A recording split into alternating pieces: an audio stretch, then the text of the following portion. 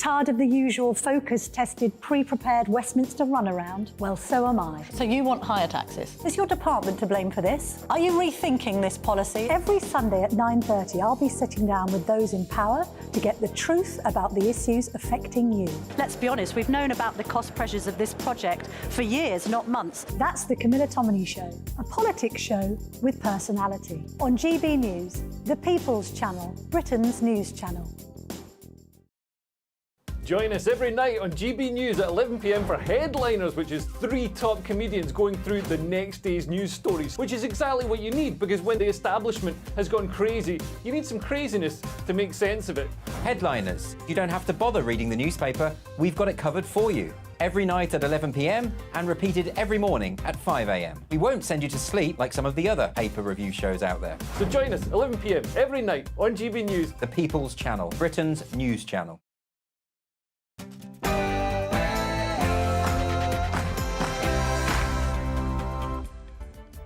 Hello, good evening. It's me, Jacob Rees-Mogg, on State of the Nation tonight. The Home Secretary, Suella Braverman, has reasserted her castigation of the hate marchers as we approach Armistice Day this Saturday.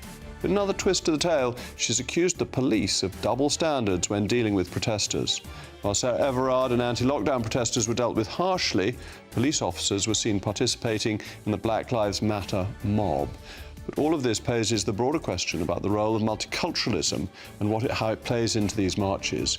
We have a group of people in this country who feel distant from British traditions and say they're willing to march for Palestine on Armistice Day.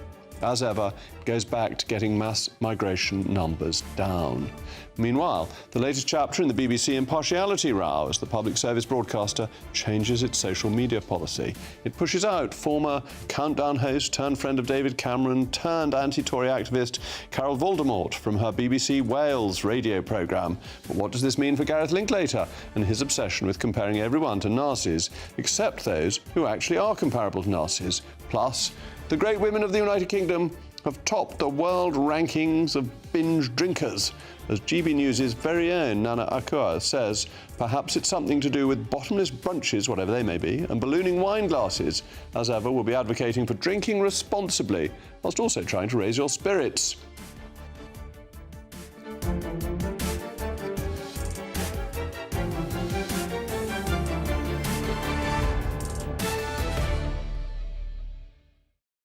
I'll also be joined by a supremely intellectual panel this evening. GB News' senior political commentator, Nigel Nelson, and the editor of Conservative Home, Paul Goodman. As always, as usual, I want to hear from you. It's a crucial part of the programme. Email me at mailmog@gbnews.com. But now it's time for the News of the Day with Sophia Wensler.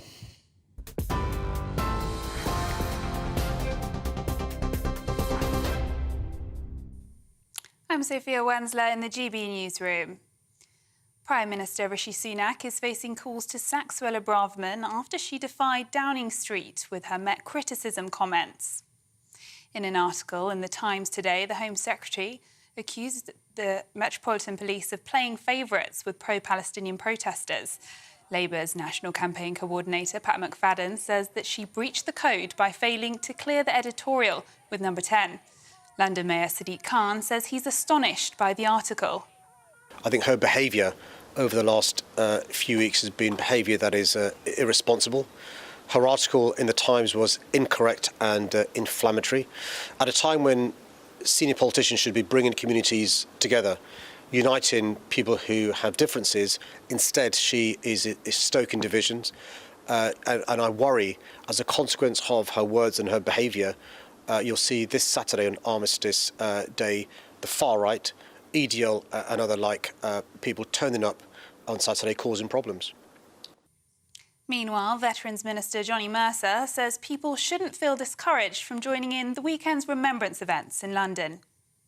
They're not going to be anywhere near the Cenotaph, and the Metropolitan Police are bending over backwards to make sure that everybody who comes up into London, whether you're selling poppies, whether you're attending a reunion or you're going to remembrance, is completely unmolested and allowed to get on with what is a really special and important weekend this weekend. We spent all week making sure that can happen, and I really encourage people to come into London and remember in the way we always do this weekend.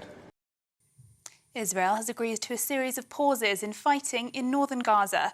The White House says there'll be daily 4-hour pauses starting from today. It comes after discussions between US and Israeli officials in recent days, including talks US President Joe Biden had with Israeli Prime Minister Benjamin Netanyahu. The US says it will allow people to get out of harm's way and for the delivery of humanitarian aid. The Supreme Court is set to give its decision on whether a government plan to deport asylum seekers to Rwanda is lawful. The Court of Appeal ruled in June the plan to deport those seeking asylum to the East African nation was unlawful. The Home Office challenged that ruling last month. The decision on the challenge is expected to be made on Wednesday. And the Queen has commemorated the nation's war dead at a ceremony at Westminster Abbey's Field of Remembrance. Camilla paid tribute and recognised the sacrifices of those fought and died for their country in their first visit to the Abbey since the coronation. After placing the cross down, Camilla and hundreds of veterans fell silent as the chimes of Big Ben rang out. This is GB News across the UK, on TV, in your car, on your digital radio and on your smart speaker by saying play GB News. Now it's back to Jacob.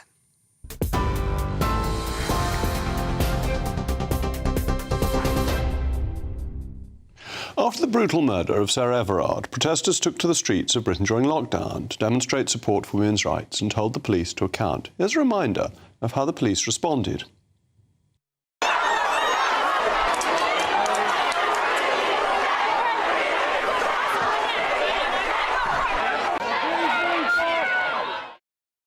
Also during lockdown, people who protested against the rules and called for freedom, for an end to the control, were met with the full force of the law. Indeed, when far-right or nationalist protesters have protested in the past and have crossed the line of what constitutes peaceful protest, the police have absolutely rightly cracked down on it. But in 2020, when Black Lives Matter riots unfolded across Britain, we did not have the same response. We saw everything from the vandalising of the statue of Churchill in Parliament Square, to people climbing on the cenotaph trying to burn the Union Jack, to people fighting police, to statues being pulled down. Here's a reminder.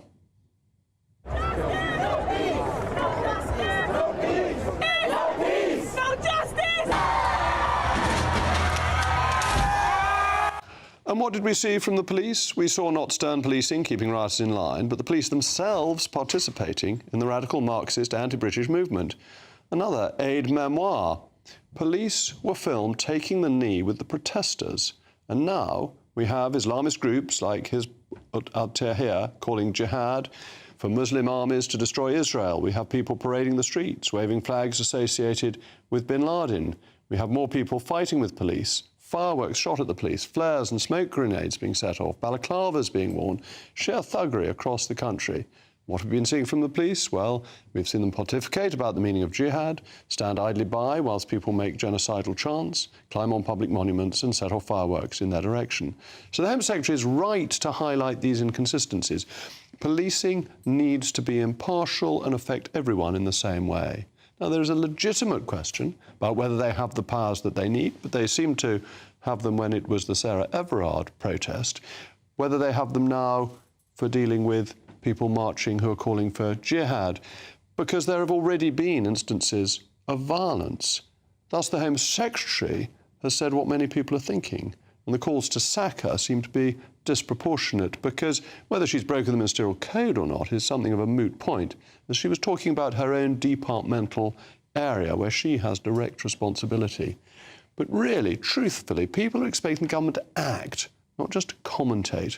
At the moment, the government seems to be unsure where it's going, and this is leaving a vacuum which the police are unable to fill. As always, as you know, I want to hear from you, mailmog@gbnews.com. But I'm delighted to be joined now by a former Cabinet Minister under Tony Blair, Sean Woodward, and friend of the programme. And I think the first question is, was the Home Secretary right to say what she said, or does that undermine the independence operation of the police? I think the Home Secretary has to back the police. Some of the pictures you showed of rioting in the 2020 period are shocking, and I would condemn many of the things that we saw in those pictures. But today what happened was not just any MP, and dare I say it, you as an MP or me as a former MP, but the Home Secretary said something. She compared, for example, this to what was happening in Northern Ireland, which has, everybody has realised, demonstrates the Home Secretary doesn't understand what is happening in Northern Ireland, because clearly in offending the Orange Order quite so incredibly today, she showed that she just doesn't understand what's happening. But secondly, she effectively failed to back the police. Now, as Home Secretary, there is something you can do about that. You can actually bring an end to your police commissioner if you really think they're wrong. The police commissioner set out yesterday the circumstances which would allow a decision to ban the march to happen, and very clearly said that there was no evidence to go to the Home Secretary with that request. And I would add just one more individual, Jacob, to this very important group of people. On Monday this week, the government's own independent advisor on terrorism legislation, a King's Counsel, Jonathan Hall, said that freedom of speech matters and he would not want to see the march banned. So it's a difficult position for the Prime Minister, but nonetheless, the Home Secretary today didn't back her police force, and she should have done. Well, we had Lord Anderson on this programme a few weeks ago, a former terrorism advisor to the government, and he thought that police did have the powers to intervene and to be more robust when people were calling for jihad and were clearly promoting and supporting terrorism. And he was quite surprised that the police hadn't been more forceful, as they had been with the Sarah Everard case. And this is a sort of interesting comparison, that there was a protest in support of a lady who'd been murdered actually by a serving policeman, and the police weighed in and they were carrying women out of the relatively civil crowd until they started acting. And yet, people who have at least a sympathy with terrorism seem to be able to get away with it. Well, I think you have to deal today with the people who are in the job right now, not people who were in the job. So if the independent advisor to the government on terrorism legislation says, I think the march should go ahead, if your Metropolitan Police Commissioner says, I can see no evidence which allows me to bring to the Home Secretary a request to ban the march, you either have to back them or accept that you are not backing the people to do the job. And why I think this matters so much, and something that you and I have discussed, is we have to trust the police. So if the Home Secretary is effectively saying, I don't trust the judgment of the man at the very top of the Met, that's a very serious breakdown of relationships, and one or other has to go. And that's clearly true in terms of breakdown of relationship, and we saw that with Cressida Dick's departure when the Mayor of London decided that she had to go. But in the context of evidence about violence, haven't we already seen violence in these protests? We saw a man with an Israeli flag being chased. We've seen fireworks shot off at the police. There have been these instances already. So it seems very odd for the Commissioner of the Metropolitan Police to say he sees no evidence that there may be violence. Well, again, you can't bring the evidence of something that may have happened last week or the week before. I think you can, actually. Sorry to interrupt, but if you've had things going on for 3 weeks in a row, and in every single one of them there has been some instance of violence, it doesn't take a great leap of the imagination to think that the fourth will have similar problems. No, but I was, as Secretary of State in Northern Ireland, and the situation is extremely different, not the same as the Home Secretary suggested. But when the parades and marches happen in Northern Ireland, you have to reach views on whether they can happen. And I always thought you judged each on an individual case if there was reason to have any judgment. Now, those marches in Northern Ireland are completely different and a world apart from what the Home Secretary seems to think they are. Look, I don't understand the reference to Northern Ireland in the Home Secretary's piece. But it has inflamed things in Northern Ireland. I didn't really see how that fitted into the rest of what she was saying. But the other comparisons I thought were quite powerful, that there does seem to be a difference in approach. So if you protested against lockdown, you were arrested. If you were Black Lives Matter, the police took the knee. Surely that approach has undermined confidence in the police's impartiality. My concern here is that the Home Secretary's job is a judgment call. And if you end up in a position where you undermine the authority of the person at the top of the Met, you have to face the consequences of doing that. This is not a casual remark by just any other MP. This is the Home Secretary. That relationship today was torn up. I completely agree with that. I think you and I, as former MP and as an MP, are free to commentate. The Home Secretary is in charge. And this means that I mean, if there is violence on Saturday, the Commissioner of the Metropolitan Police will find it very difficult to be Commissioner on Monday. Is that fair? I think that would be the case if he has ignored evidence now that was there. There is no evidence, based on what he said, that we are expecting an outbreak of public disorder on Saturday. Isn't there a tougher test, actually, that if he hasn't found the evidence, it may be that the police aren't up to finding evidence rather than just that there isn't any? But then we've got a problem again, because if we've got a Home Secretary, after all, this is a police force that serves under this government. If the Home Secretary is saying, I don't trust the judgment of the people at the top of the Met, that's a complete breakdown, and that's what's really on the table here.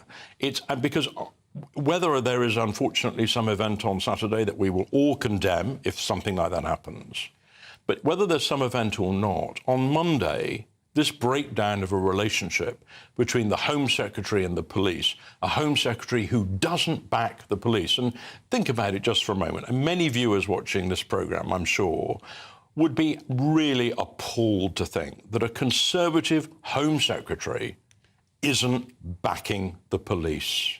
And when that happens, whether there's disorder on Saturday or not, on Monday, the person at the top of the Met has to deal with the Home Secretary who has effectively said, I don't think your judgment is any good at all. It is a most extraordinary political circumstance. Sean, thank you very much. Coming up, we'll be asking if these marches are evidence that multiculturalism has failed. Plus, will new BBC social guidelines mean Gareth Linklater has to tone down the Tory hate?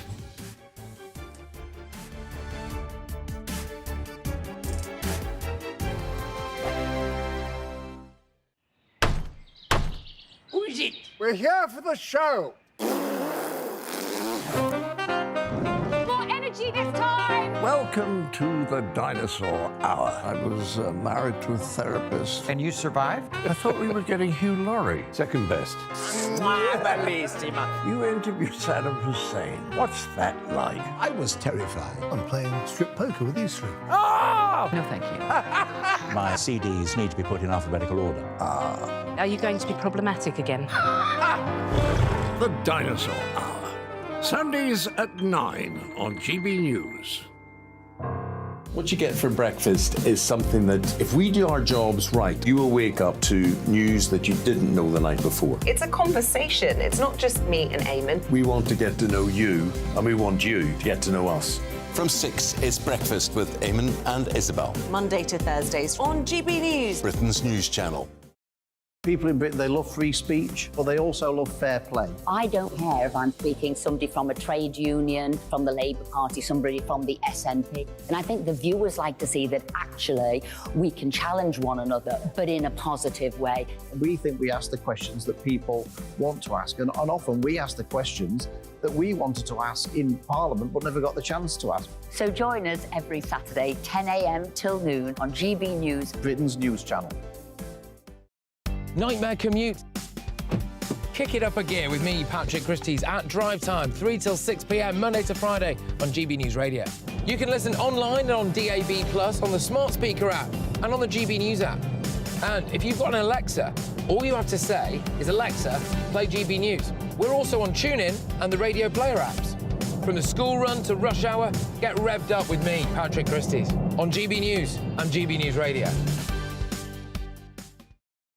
Tired of the usual focus-tested, pre-prepared Westminster runaround? Well, so am I. So you want higher taxes? Is your department to blame for this? Are you rethinking this policy? Every Sunday at 9:30, I'll be sitting down with those in power to get the truth about the issues affecting you. Let's be honest, we've known about the cost pressures of this project for years, not months. That's the Camilla Tominey Show, a politics show with personality. On GB News, the People's Channel, Britain's news channel. Join us every night on GB News at 11 p.m. for Headliners, which is 3 top comedians going through the next day's news stories, which is exactly what you need, because when the establishment has gone crazy, you need some craziness to make sense of it. Headliners. You don't have to bother reading the newspaper. We've got it covered for you. Every night at 11 p.m. and repeated every morning at 5 a.m. We won't send you to sleep like some of the other paper review shows out there. So join us 11 p.m. every night on GB News. The People's Channel, Britain's news channel.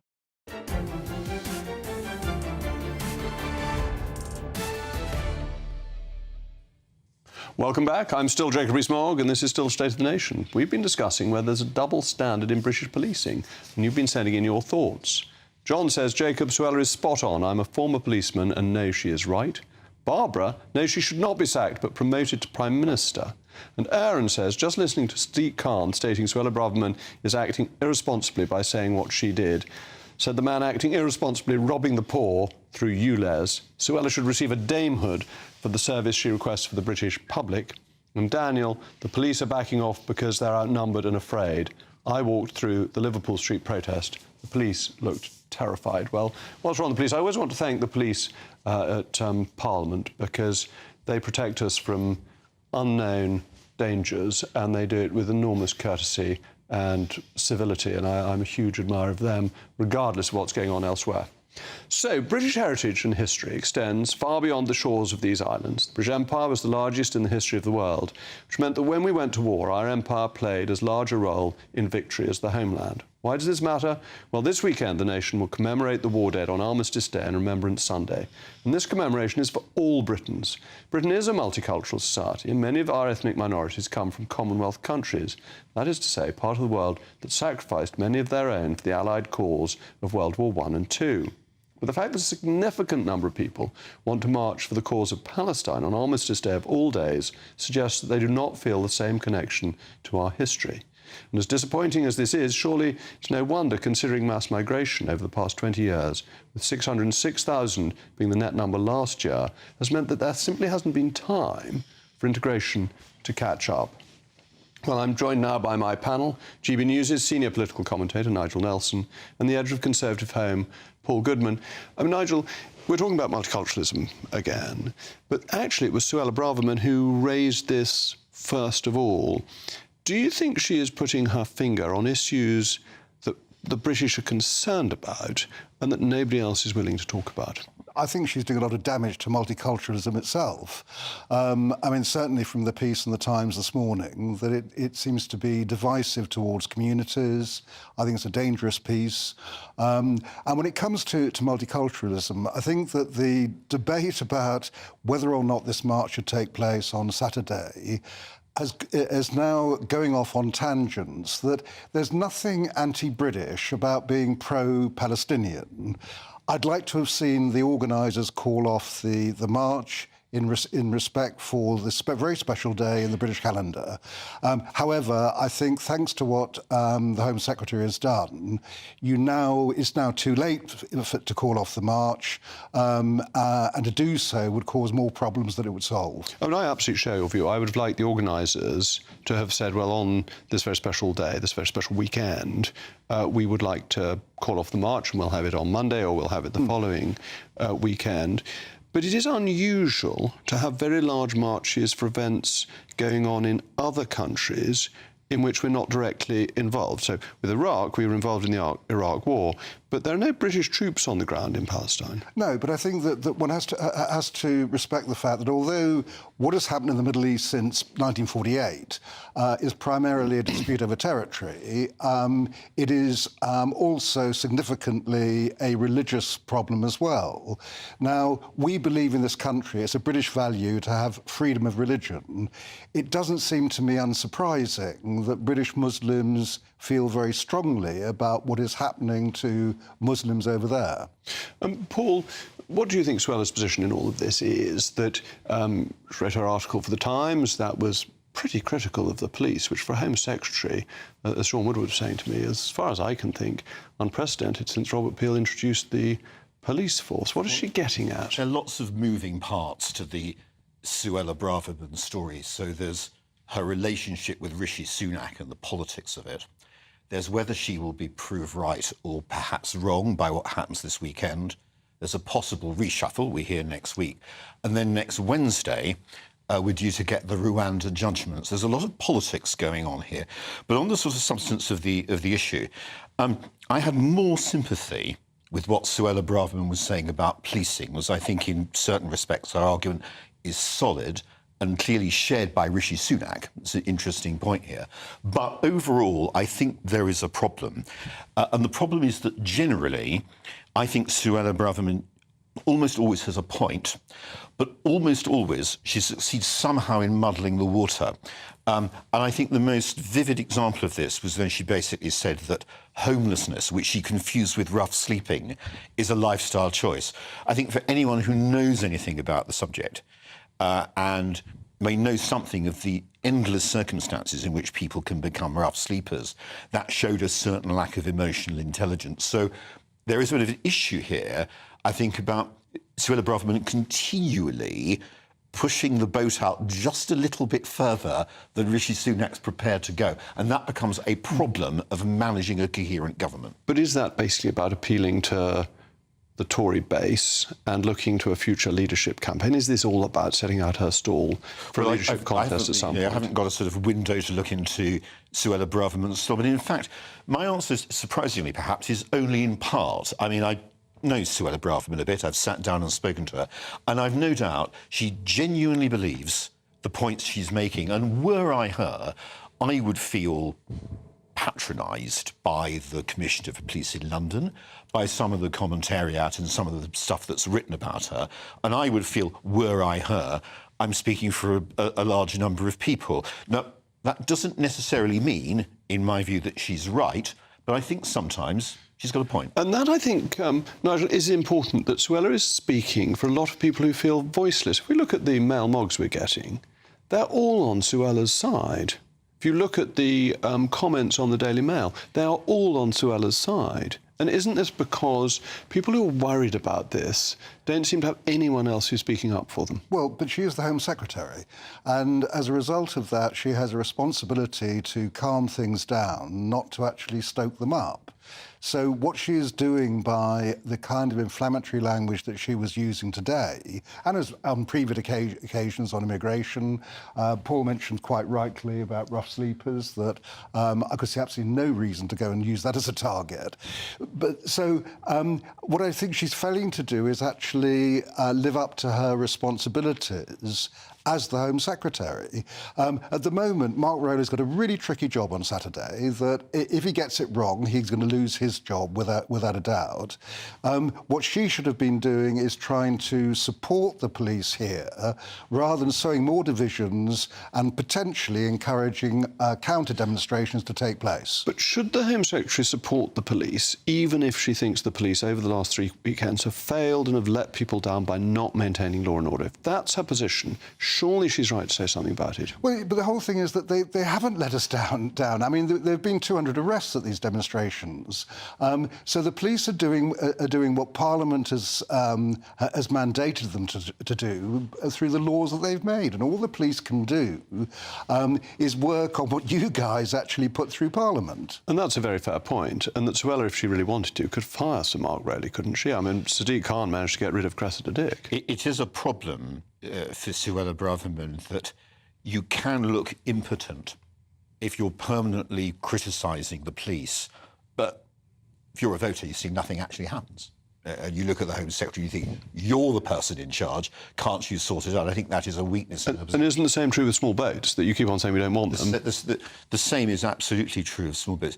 On the other hand, I think that she has put her finger on something important. Yes, I think Nigel is right that you want to see your Home Secretaries have weight and dignity and be able to pull everyone together. But what do you do when there is a majority, including members of all faiths and ethnicities, as you said in your very eloquent introduction, who respect and love the country's history and traditions and the best of it? And you can plainly see people out on the streets, if they're members of Hizb ut-Tahrir, calling for jihad, or some of the chanting that I've seen today on Twitter with people kind of honouring the so-called Palestinian martyrs. These are two groups of people from different worlds, and the Home Secretary's right to be concerned about that, and she's also right, I think, to suggest the police are not completely on top of it. One very final question for both of you. Will Suella be Home Secretary in a week's time? No. Paul, I think she might still be if there's not a reshuffle on Monday. OK. Paul's sitting on the fence, but he'll tell his Conservative Home readers first. Thank you to my brilliant panel. Coming up, a Tory-hating BBC presenter has left the broadcaster owing to a new social media rules, and it isn't Gareth Linklater. Plus, we'll be analysing the cause behind why Britain's women are the biggest binge drinkers globally.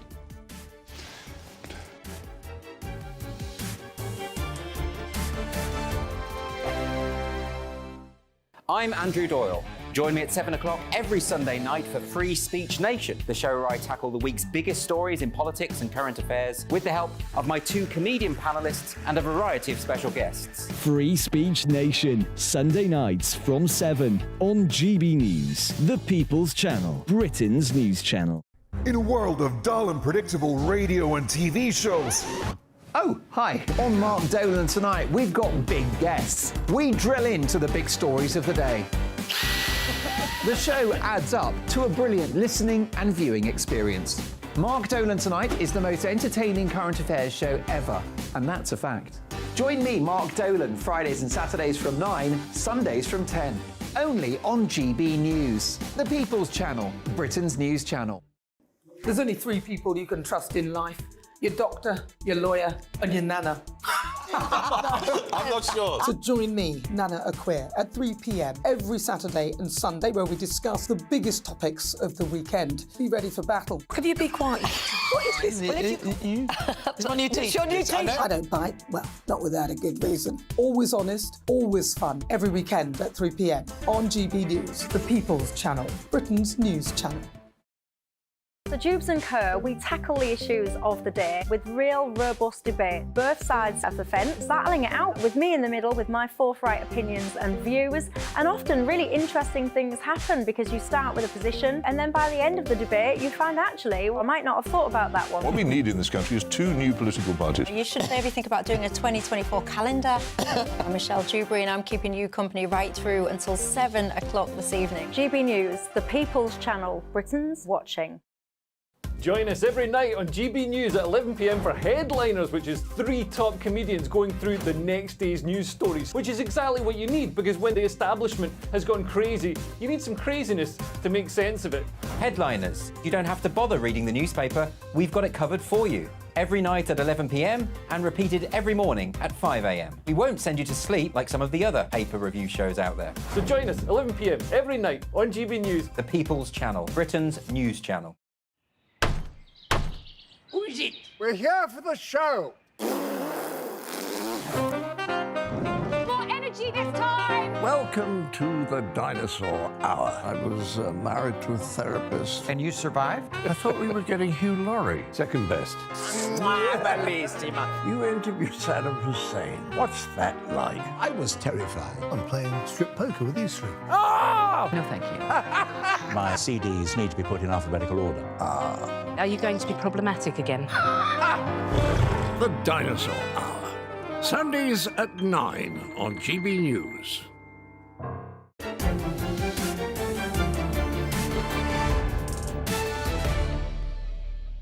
Welcome back. I remain Jacob Rees-Mogg, and this is State of the Nation. We've been discussing the failures of multiculturalism and more about Suella, and you've sent in some of your thoughts. Tanis says, the protest for Palestine has proved it's not a peaceful one and should be banned. Our war heroes deserve respect. This is England. This is our weekend to honour our heroes. And Lisa says, I'm astonished that JRM and Nigel Nelson don't understand the term multiculturalism. Look it up. Multiculturalism is the opposite of integration. Graham, Nigel, please.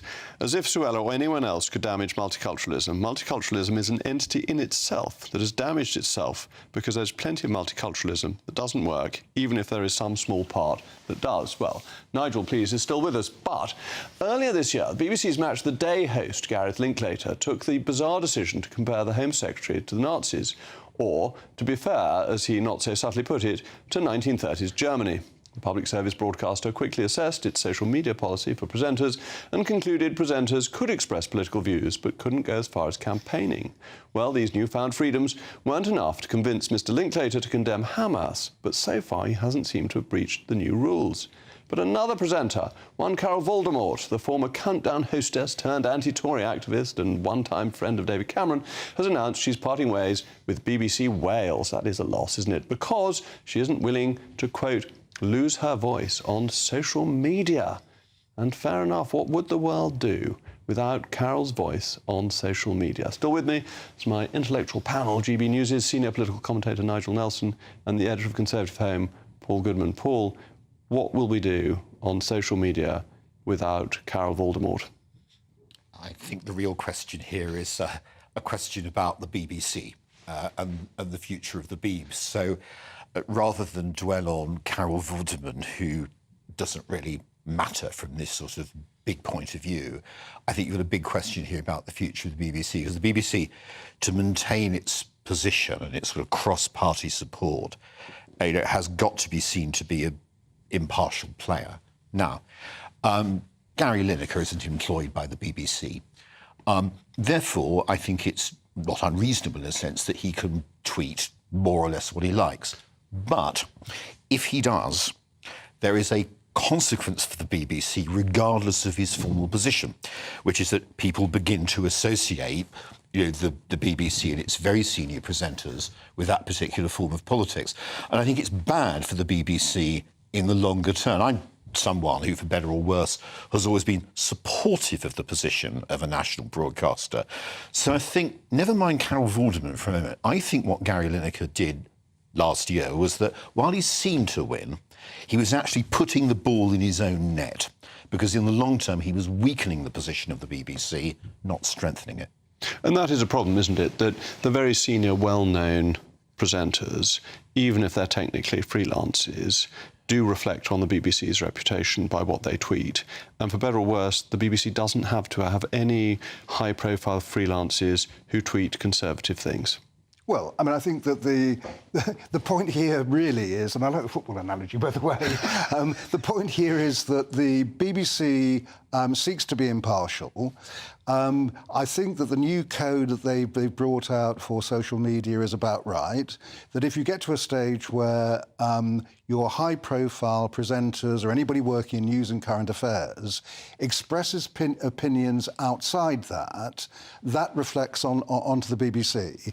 Carol Vorderman has a choice, that if she wants to exercise her right to free speech on social media, do so. If she wants to be a BBC Wales presenter, do so. She can't do both. And probably working for BBC Wales doesn't pay you the millions of pounds that presenting Match of the Day does, and therefore the compromise is a less obvious one to make. But the principle's the same. But the principle's the same. And is it a problem that the BBC doesn't seem to have any high-profile figures who actually tweet in a right-wing direction? Does this tell us something about the BBC? Well, it actually may tell us something more about social media, which is, from a right-wing perspective, you would feel if you were a sort of mainstream centre-right person, rather than, say, I don't know, sort of Lawrence Fox, who can use Twitter to get hits. It's not a tremendously congenial place to be, and you don't want to be sort of hounded and harassed by other people on Twitter. I think it is an interesting feature of our times that so many senior footballers in a game that is ruthlessly competitive, and you might think was all about winners, arguably a kind of right-wing form of ethos. So many of the prominent ones are rather to the left, and I think football's got itself in rather a tangle about some of these moral questions. So, standing up, for example, for LGBT, and then some of these guys are off to comment and make lots of money in Qatar. That was certainly interesting and taking the knee, going back to what we were talking about a moment ago.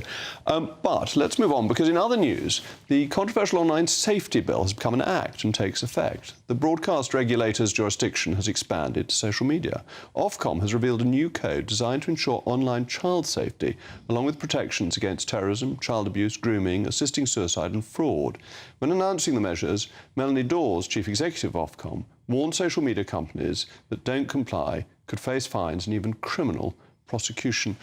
Nigel, how do you get the balance right between freedom of speech and safeguarding children? How do you do it so that you don't find that social media companies either leave the UK or put in such high levels of protection that adults find that they can't post things on social media that well, they in want? a sense, it's been the problems ever since the World Wide Web was invented in 1989. We've never had we have not so far had a way of controlling it, though we've been wrestling with the problem. This seems to me to be the right way forward, that if Ofcom can regulate broadcasters in this country, they should have a similar regulations on social media. And so if you're closing down suicide websites, for instance, promotion of terrorism, these are all areas that Ofcom can now step in on. And when it comes to the fact that we've got that these places are coming in from abroad, we can block them. But it seems to me that if they then breach Ofcom rules and we do block them, I don't see that as a threat to free speech, because I don't think child abuse, for instance, comes in under the free speech umbrella. No, indeed. You certainly want to stop things of that kind. But, Paul, Donald Trump got taken off Twitter. And isn't that the problem? Once you start saying to the internet companies that they have to police themselves and get rid of things that you think you don't like, you suddenly find that freedom of speech is under attack. Well, I've never understood why, there must be some good reason I'm not aware of, we don't treat some of the social media platforms in the way we treat newspapers, make them responsible for what they publish and liable in law. And that would seem to me to solve a certain set of the problems. It wouldn't deal with all the issues you've raised, and you were just raising the role of Ofcom.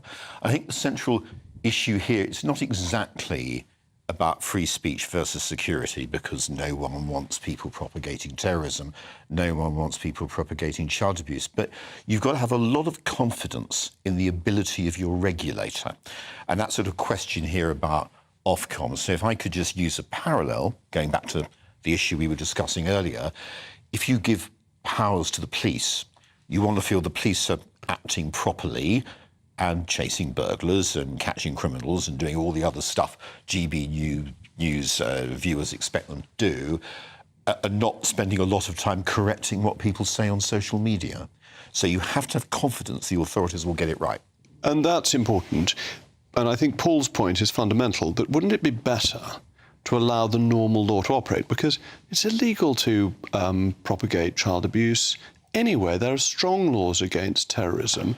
If you just said to the social media companies that you are like newspapers, and we've got this ridiculous thing, that if you post an online comment on a newspaper website, the newspaper is liable for it. I don't know if you are on Conservative Home. If you post on Twitter, you're not liable for it. And yet Twitter has much more sophisticated algorithms than a newspaper. Yeah, and that's exactly why the newspapers actually close down comments on controversial issues. The trouble with the social media companies is that they know that if they go looking for stuff, they become liable. Their argument is they're not a publisher, they're a platform. If they don't look for it and don't know it exists, that's how they get away with it. Now, if you've got Ofcom policing it and saying, well, we'll be looking at it, we don't trust the companies do it themselves, we'll be looking at it and then close down any that breach it. Well, thank you. I told you my panel was supremely intellectual, and they've proved the point. Coming up, the great women of the United Kingdom have been named the world's biggest binge drinkers. And one of my fellow GB News presenters has an idea as why. Plus, another denouement involving the French and cricket. Thank you.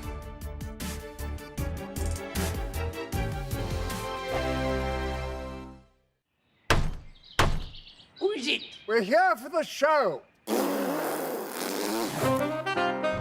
More energy this time! Welcome to the Dinosaur Hour. I was married to a therapist. And you survived? I thought we were getting Hugh Laurie. Second best. You interviewed Saddam Hussein. What's that like? I was terrified. I'm playing strip poker with these three. Oh! No, thank you. My CDs need to be put in alphabetical order. Are you going to be problematic again? The Dinosaur Hour. Sundays at 9 on GB News.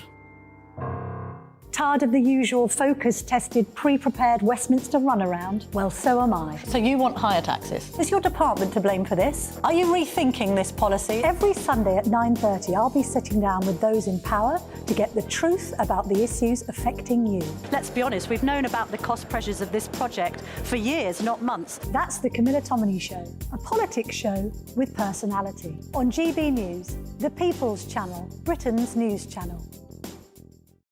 Join me, Patrick Christie's, Monday to Friday, 3 till 6. We tackle the day's news agenda like you've never seen before. It's high tempo, high octane, the most controversial topics and the best guests. You will not be able to take your eyes and ears off it. I'm not afraid to ask the questions that you really want answered. 3 till 6 p.m, Monday to Friday on GB News, the People's Channel, Britain's news channel. Now then, Lee Anderson here. Join me on GB News on my show, The Real World, every Friday at 7 p.m. I'm not eating bloody cat. Are you Delicious. mental? Put in your mouth. OK. Here comes a train. Reminds me of the scene in Singing in the Rain. Adam, is that a good one? Whoa! Join me at 7 on GB News, Britain's news channel. I'm Andrew Doyle. Join me at 7 o'clock every Sunday night for Free Speech Nation, the show where I tackle the week's biggest stories in politics and current affairs with the help of my 2 comedian panellists and a variety of special guests. Free Speech Nation, Sunday nights from 7 on GB News, the People's Channel, Britain's news channel. GB News, unlike other broadcasters, isn't obsessed with the London-Westminster bubble. We think there's a nation beyond the M25, and that's why we talk about the issues that matter across the land. Join me on State of the Nation, 8 to 9 o'clock, Monday to Thursday, on GB News. Daisy's listening, and you should too. In a world of dull and predictable radio and TV shows, Oh, hi. On Mark Dolan tonight, we've got big guests. We drill into the big stories of the day. The show adds up to a brilliant listening and viewing experience. Mark Dolan Tonight is the most entertaining current affairs show ever, and that's a fact. Join me, Mark Dolan, Fridays and Saturdays from 9, Sundays from 10. Only on GB News, the People's Channel, Britain's news channel.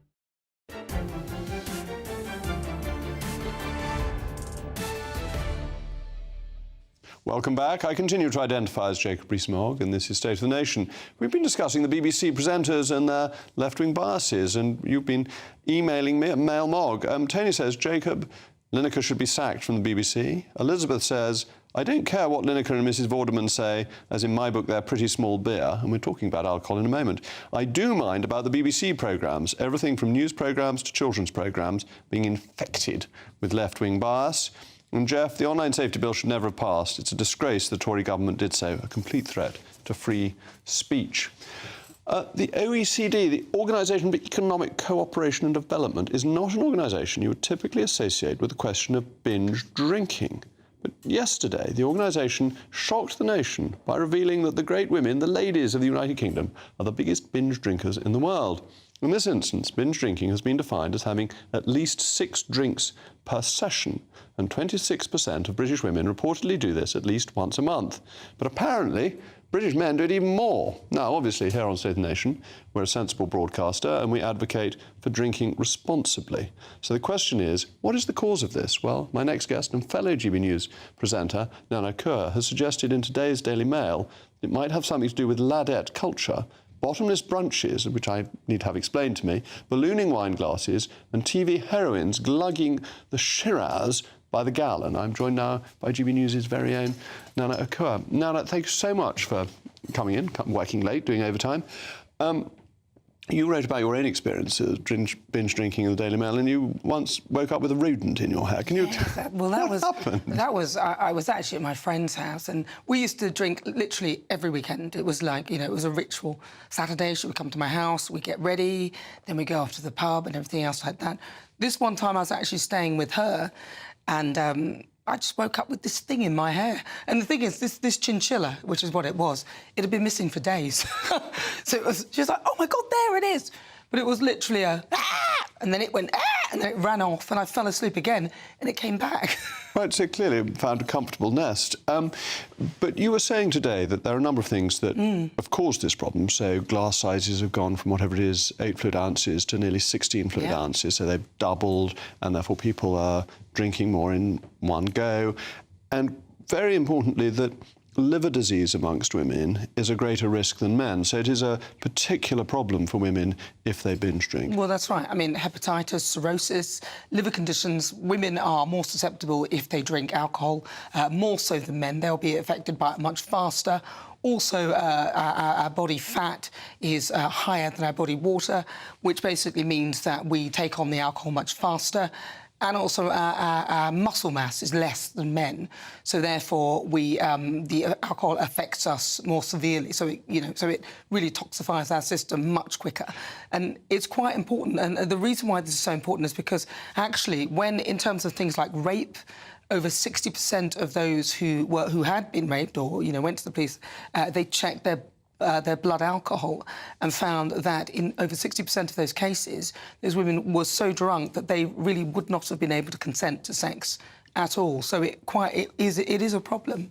But you're not being too po-faced about it, are you? You're not saying women shouldn't drink at all, but you're saying that from your own experience and what you know about drinking, that people should just be a little bit more sensible. I think they should. And I actually think the generation coming up now, so the youngsters now, they don't drink the way we drank, but I think that's because they saw the footage of their mums, spewing in the streets and stuff like Charming. that, and thought, perhaps this isn't a great look.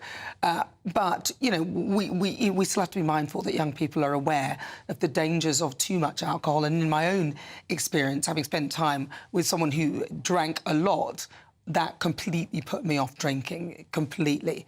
And that someone drinking a lot wasn't you, because you were drinking quite a bit yourself. I was, but they were drinking more than me. Right. They were shocking. But that was very off-putting. So tell me, what are bottomless brunches, which I've never heard of before? Basically, you go for lunch, just keep drinking. Oh, OK, so it's essentially lunch, but you just go on and on. You just go on, you just keep drinking. There's no limit. You start and it just doesn't end. It goes through to...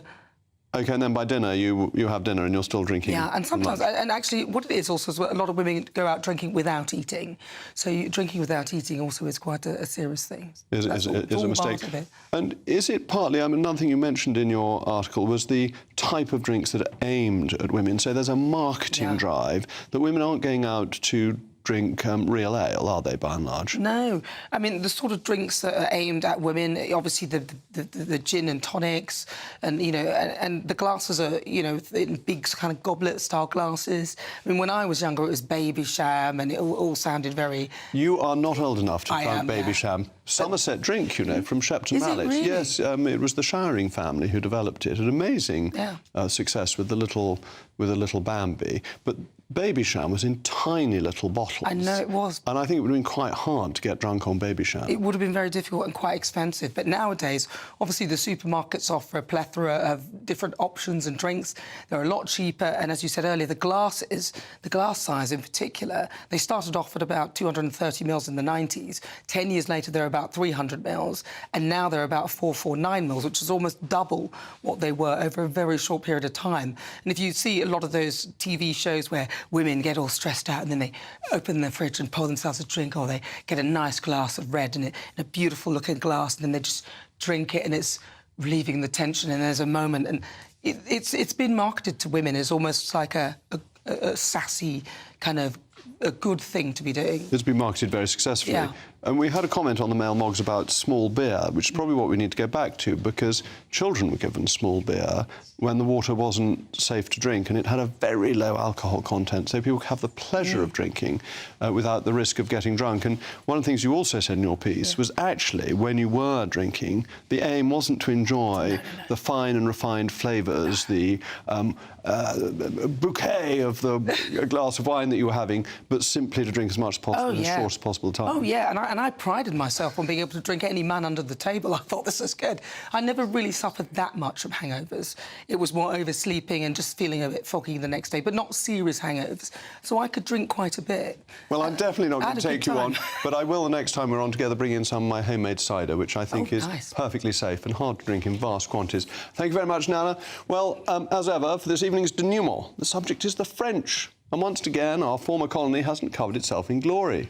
Our friends across the Channel have never been renowned for their cricketing abilities, and the news coming out of the International Cricket Council is that French cricket is facing an investigation after a sting operation has allegedly revealed fake matches have been taking place to secure funding from the Sports Association. Former French cricket international visited grounds where matches were scheduled to take place, only to find that no cricket was being played. We can only assume it was because nobody wanted to attend.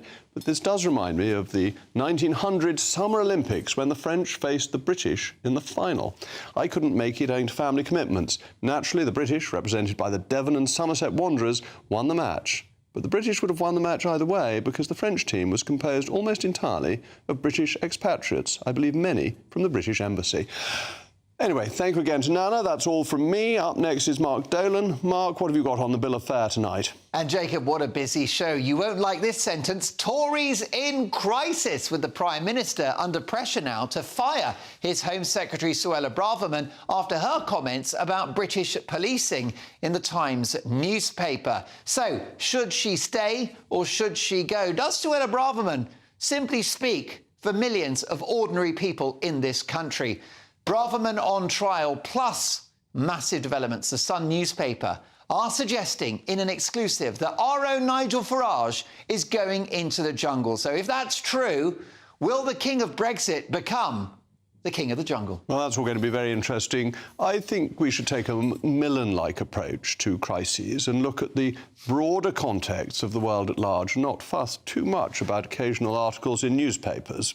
Well, you're a very calm man. And by the way, if Nigel does go into the jungle, will you go next year? Oh, absolutely not, no. I can't think of anything more ghastly. I don't wish to eat slugs. I wish to stick to roast beef and Yorkshire pudding. That's all coming up after the weather and will be extremely exciting. I'll be back on Monday at 8 o'clock. I'm Jacob Rees-Mogg. This has been Save the Nation. I'm not going down to Somerset this evening. I'm going tomorrow morning because I've got a speaking engagement in Epsom, speaking for Chris Grayling at lunchtime tomorrow, which I'm looking forward to. He is a great man, but I'm sure the weather in Somerset will be absolutely splendid for the weekend when I get there.